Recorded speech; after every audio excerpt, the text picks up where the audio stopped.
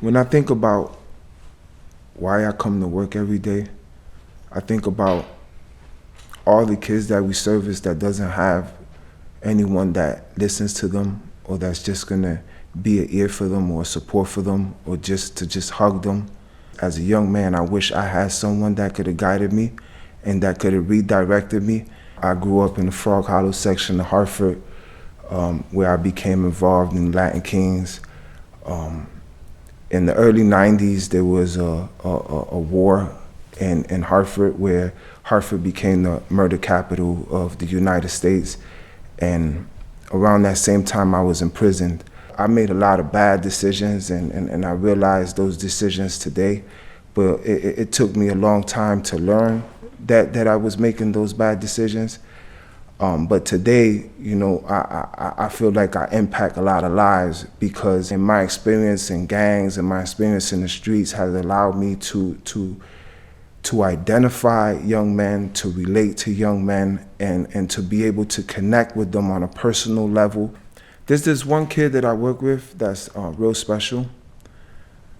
Is a kid that I believed in, that I was working with, that one day he got in trouble, and it really like broke my heart, and I really had to really show out for him and go to court and advocate for him in front of the judge and beg the judge to give him a chance.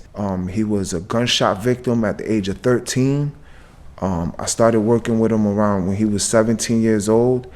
And I probably was working with him maybe about a year and a half before the incident happened. And then he relapsed. That's what we call it. We call our young men when they're on the right track and then they fall off, there's like a relapse, He relapsed, and then we was able to advocate for him. And, and now we got him on the right track. Right now he's enrolled in college. He's working. He's still dealing with his court proceedings, but things are looking up, and I believe that's what we do. We never give up. We work with victims of families, we work with perpetrators of crimes, and what we're trying to do is just bring peace to our community and understanding that there's different ways of dealing with a lot of the feelings that we don't know how to deal with. It's this saying that we say around here now. It's like hurt people. And as a young man, I was hurt. And I believe that in our community, there's a lot of young men that are dealing with a lot of hurt, whether, we're fatherless or we're dealing with domestic violence or we're dealing with violence in our community, period.